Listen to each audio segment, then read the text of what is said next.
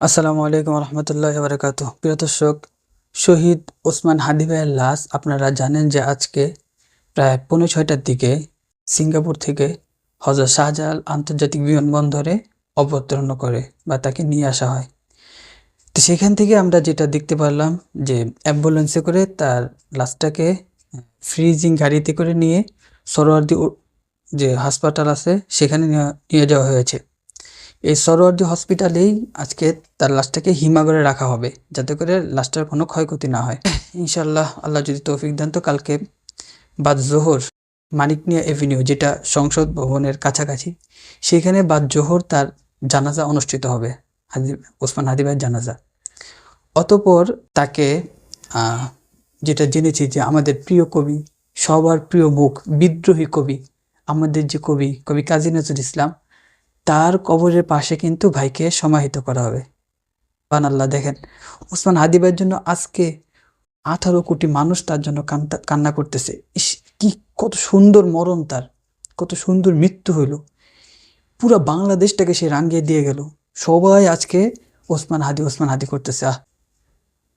মরলো, আল্লাহর পথে শহীদ হলো, বাংলাদেশের মধ্যে একটা জাগরণও তুলে গেল, এবং সে কিন্তু সেই বিদ্রোহী কবি কাজী নজরুলের সাথেই সমাহিত হবে।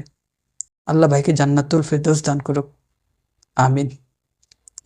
100 বৎসর পরেও যে শিশুটা জন্ম নেবে সেও জানবে যে না, আমাদেরও একজন ওসমান হাদি ছিল। একা লড়ে গেছেন, সমস্ত অন্যায়ের বিরুদ্ধে সবসময় বলিষ্ঠ কণ্ঠস্বর ছিল, কখনোই সে বাতিলের কাছে মাথা নত করেননি, জীবন দিয়েছেন, তবুও আল্লাহর আইনকে, মানুষের নিরাপত্তাকে সে নিচু হইতে দেননি। এটা সারা জীবন পর্যন্ত এই বাঙালি জাতি মনে রাখবে ইনশাআল্লাহ।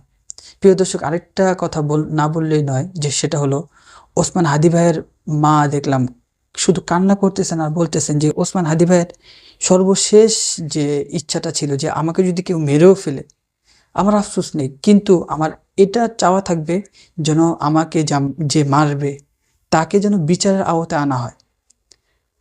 আমরা সর্বোচ্চ চাই, যেইভাবেই হোক, যত কষ্ট করেই হোক, এই খুনি যদি জাহান্নামেও থাকে ওর জন্য ওইখান থেকে আনা হয়, যেখানেই সে থাকবে তাকে যেন এনে ওকে ঝুলানো হয়, ওকে যেন ওর প্রাপ্য ওকে বুঝিয়ে দেওয়া হয়। ইনশাল্লাহ দেওয়া হবে, আশা করি ইনশাল্লাহ দেওয়া হবে। আপনারাও দোয়া করবেন যেন হাদি ভাইয়ের যে খুনি সে যেন তার প্রাপ্য শাস্তি পায়। সবাই ভালো থাকবেন, সুস্থ থাকবেন।